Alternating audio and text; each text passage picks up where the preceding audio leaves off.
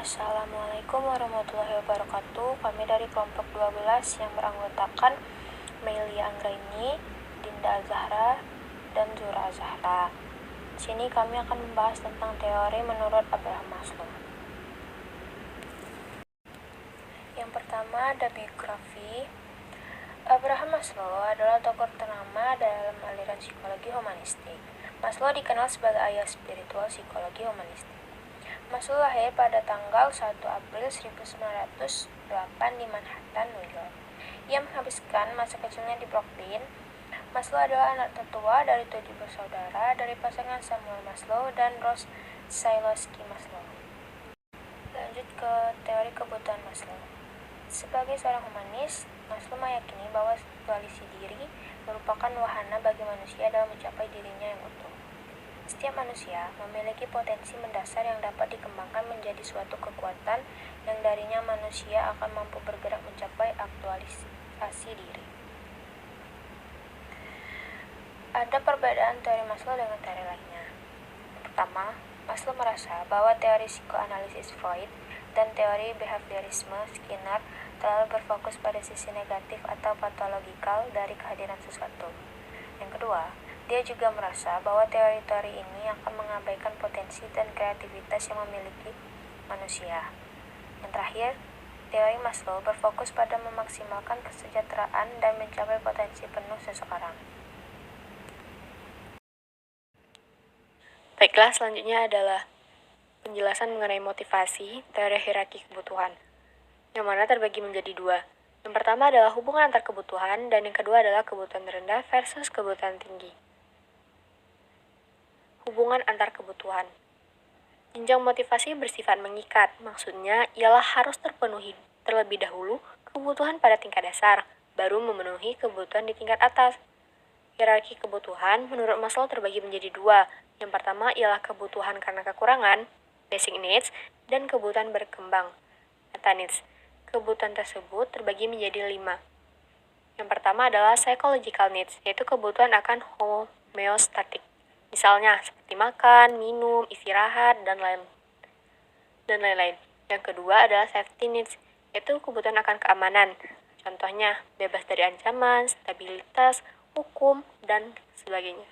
Yang ketiga, love needs or belongingness, yaitu kebutuhan akan kasih sayang. Nah, kasih sayang ini bisa dari orang tua, keluarga, teman, sahabat, ataupun pasangan. Keempat, esteem needs, yaitu kebutuhan kekuatan seperti penguasaan, kompetensi, percaya diri, dan juga kebutuhan prestise seperti penghargaan dari orang lain atau status dan juga ketenaran. Yang terakhir adalah self-actualization needs, yaitu kebutuhan orang untuk menjadi yang seharusnya sesuai dengan potensinya. Kebutuhan ini seperti kreatif dan juga harkat kemanusiaan. Perkiraan Maslow, orang dapat terpuaskan kebutuhan fisiologisnya sebesar 85%, kebutuhan keamanan 70%, kebutuhan dicintai dan mencintai 50%, kemudian self-esteem atau kebutuhan self-esteem itu 40% dan aktualisasi itu 10%. Kalau misalnya jenjang di bawah tidak terpuaskan seperti psychological needs, maka dia akan terus berada di sana sampai ia merasa puas yang ia kehendaki. Maka akan terus berada di psychological needs sampai merasa puas, baru lanjut ke safety needs. Selanjutnya, kebutuhan rendah versus kebutuhan tinggi. Kebutuhan lebih rendah cenderung lebih besar untuk diprioritaskan. Pada umumnya, perbandingan antara kebutuhan itu dipostulatkan oleh Maslow sebagai berikut. 1. Kebutuhan meta muncul belakangan dalam evolusi perkembangan manusia. Kedua, kebutuhan yang lebih tinggi muncul belakangan dalam perkembangan individu. 3. Kebutuhan yang semakin lebih tinggi, semakin kurang kaitannya dengan usaha mempertahankan kehidupan. Perolehan kepuasannya bisa ditunda semakin lama. Keempat, kebutuhan meta memberi sumbangan yang lebih besar untuk tumbuh dan berkembang dalam bentuk kesehatan yang lebih baik, usia panjang, dan memperluas efisiensi biologis. Kelima, kebutuhan yang lebih rendah hanya menghasilkan kepuasan biologis, sedang kebutuhan yang lebih tinggi memberi keuntungan biologis dan psikologis. Keenam, kepuasan pada kebutuhan yang lebih tinggi melibatkan lebih banyak persyaratan dan lebih kompleks dibanding kepuasan pada tingkat yang lebih rendah. 7. Atau terakhir, kepuasan pada kebutuhan yang lebih tinggi memerlukan kondisi eksternal seperti sosial, ekonomi, dan politik yang lebih baik dibanding kepuasan pada tingkat yang lebih rendah. Mencapai aktualisasi diri. Maslow berpendapat bahwa tujuan mencapai aktualisasi diri itu bersifat alami, yang artinya di bawah sejak lahir. Manusia memiliki potensi dasar jalur perkembangan yang sehat untuk mencapainya. Jadi, orang yang sehat adalah orang yang mengembangkan potensi positifnya mengikuti jalur perkembangan yang sehat, lebih mengikuti hakikat alami di dalam diri daripada mengikuti pengaruh lingkungan di luarnya. Nah, aktualisasi diri ini terbagi menjadi dua. Ada mencapai lewat pengembangan diri dan juga ada pengalaman puncak atau big experience. Yang pertama adalah pengembangan diri. Orang yang gagal mencapai aktualisasi diri dikarenakan mereka takut menyadari kelemahan diri sendiri. Maslow mengemukakan bahwa ada dua jalur untuk mencapai aktualisasi diri, yaitu jalur belajar dan jalur pengalaman puncak. Jalur belajar ini seperti mengembangkan diri secara optimal pada semua tingkat kebutuhan hierarkis. Kemudian, ada 8 model tingkah laku yang harus dipelajari untuk mencapai aktualisasi diri, yaitu jalur belajar pengembangan diri. Yang pertama adalah alami sesuatu dengan utuh, gamblang, tanpa pamrih. Yang kedua, hidup itu perjalanan proses memilih antara keamanan dengan resiko untuk membuat pilihan setiap hari. Keamanan itu seperti jauh dari rasa sakit dan kebutuhan bertahan, sedangkan resiko itu seperti demi kemajuan dan perkembangan. Yang ketiga, biarkan self tegak, biarkan diri tegak, abaikan tuntutan eksternal, fokus kepada diri. Yang keempat, apabila ragu maka jujurlah. Jadi kalau misalnya ragu, berterus terang, jangan dipendam ataupun ditahan sendirian. Kelima, dengar dengan seleramu sendiri serta bersiap untuk menjadi tidak populer. Yang keenam, gunakan kecerdasanmu, kerjakan sebaik mungkin. 7. Buatlah pengalaman puncak seperti terjadi, buang ilusi dan pandangan salah, pelajari apa yang kamu tidak bagus dan potensial. Maksudnya adalah mempelajari hal yang potensi kita sesuai dengan potensi masing-masing dan juga kenali apa yang menjadi kekuranganmu. Jangan takut salah. 8 atau yang terakhir adalah temukan siapa dirimu, pekerjaanmu, kesenangan dan tidak kesenangan, baik dan buruk bagimu, kemana kamu pergi dan apa misimu. Maksudnya ialah tentukan kamu itu siapa. Besok atau di masa yang akan mendatang, kamu akan menjadi siapa? Apa tujuanmu? Temukan apa yang kamu senangi dan apa yang tidak kamu senangi. Dan pikirkan juga apakah sesuatu itu baik untukmu atau apakah sesuatu itu buruk untukmu. Di masa yang akan mendatang, kamu akan kemana? Kamu akan melakukan apa? Dan apa misimu? Selanjutnya adalah pengalaman puncak. Di dalam penelitian Maslow, ia menemukan bahwasannya orang yang mengalami aktualisasi diri dikarenakan mengalami pengalaman puncak, yaitu suatu pengalaman yang mistik mengenai perasaan dan sensasi yang mendalam, psikologik, dan fisiologik. Selain itu, pengalaman ini merupakan suatu keadaan di mana seseorang mengalami ekstasi, keajaiban, terpesona, kebahagiaan yang luar biasa. Aktualisasi diri yang dicapai melalui pengalaman puncak mengakibatkan seseorang lebih religius, mistikal, soleh, dan indah dibanding dengan aktualisasi diri yang dicapai melalui pengembangan. Secara umum, ciri-ciri orang yang mencapai aktualisasi diri ialah yang pertama, orientasinya realistik, tidak yaitu memandang realitas secara efisien. Yang kedua, menerima diri, orang lain, dan alam sekitar apa adanya, tidak berekspektasi lebih terhadap sekitar. Yang ketiga, spontan, sederhana, dan alami.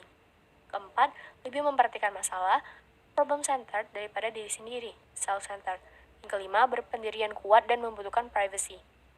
Yang keenam, otonom dan bebas dari kultur jaringan. 7. Memahami orang dan sesuatu secara segar, tidak stereotip. Maksudnya ketika punya masalah dengan orang lain, dia tidak akan melabeli ataupun menstereotipkan seseorang yang dengan tipe yang sama. Yang kedelapan, memiliki pengalaman mistikal atau spiritual walaupun tidak harus religius. Yang kesembilan, mengenal hakikat kemanusiaan, memiliki minat sosial. 10. Cenderung memiliki hubungan akrab dengan sedikit orang tercinta daripada hubungan renggang dengan banyak orang. Maksudnya adalah lebih baik akrab dengan sedikit orang daripada kenal banyak orang tapi renggang hubungannya. Angka 11 adalah memiliki nilai dan sikap yang demokratis. 12 tidak mengacaukan cara dan tujuan. 13 rasa humornya filosofik, tidak berlebihan. 14 sangat kreatif. 15 menolak bersetuju dengan kultur. 16 yang terakhir adalah luluh dengan lingkungan alih-alih sekadar menanganinya. Selanjutnya D. Organisasi kepribadian. Yang pertama ada sindrom kepribadian. Di sini Maslow baru meneliti 3 sindrom yang terpenting, yakni sindrom harga diri, sindrom keamanan, dan sindrom kecerdasan. Konsep sindrom kepribadian yang berisi subsindrom merupakan bagian dari usaha Maslow menolak pandangan yang memecah atau memerinci manusia menjadi bagian-bagian kecil yang saling tidak berhubungan, menjadi bagian elementer dalam situasi yang spesifik.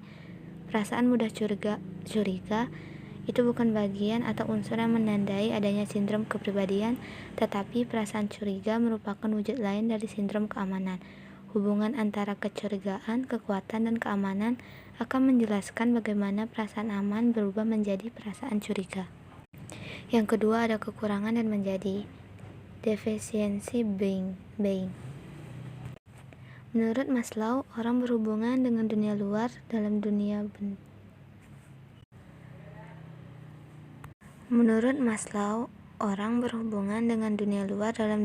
dua bentuk, alam kekurangan dan alam menjadi. Alam kekurangan atau the realm adalah the need. The need bisa berwujud the love, the value, dan the lainnya.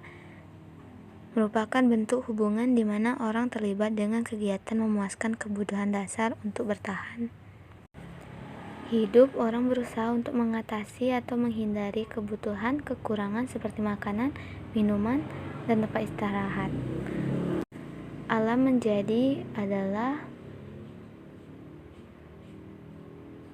hubungan orang dengan dunia lainnya sesudah kebutuhan dan motif dasar terpenuhi. Orang kemudian terlibat dalam kegiatan mengembangkan aktualisasi diri dan memperluas eksistensi. Selanjutnya ada E. Aplikasi. Yang pertama ada Personal Orientation Inventory atau SOSTROM.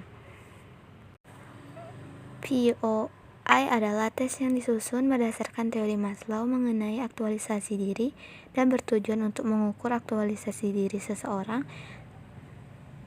SOSTROM melaporkan tes yang disusunnya cukup valid dan reliabel, menghasilkan ukuran yang komprehensif mengenai nilai-nilai dan tingkah laku dari aktualisasi diri seseorang. Tes ini mempunyai 2 skala utama dan 10 subskala. Selanjutnya ada neurotik. Penderita neurotik adalah orang yang terhalang atau menghalangi diri sendiri dari memperoleh kebutuhan dasar mereka sendiri. Kompleks Yunus adalah bentuk hambatan neurotik yang pada kadar tertentu dimiliki semua orang. Selanjutnya ada psikoterapi. Menurut Maslow, kepuasan kebutuhan dasar hanya dapat terjadi melalui hubungan interpersonal, karena itu terapi harus bersifat interpersonal. Suasana terapi harus melibatkan perasaan saling berterus terang atau jujur, saling percaya, dan tidak defensif. Suasana itu juga mengizinkan ekspresi yang kekanak-kanakan dan memalukan. Ekspresi bukan berarti kelemahan diri. Ini bisa terjadi kalau hubungan terapi mendukung tidak menimbulkan ancaman. Klien secara umum didorong untuk menampilkan nilai-nilai yang berhubungan dengan perkembangan positif. Ia didorong untuk membuka diri, belajar memahami lebih lanjut mengenai kompleksitas kehidupan manusia. Maslow menyadari bahwa terapi yang suportif dan kronis neurotik yang melibatkan ketidakpercayaan dan kemarahan kepada orang lain. Pada kondisi semacam itu, Maslow yakin analisis memakai pendekatan Freud lebih berhasil. Sekian dari kelompok kami, maaf bila masih banyak kesalahan kata. Saya ucapkan wassalamualaikum warahmatullahi wabarakatuh.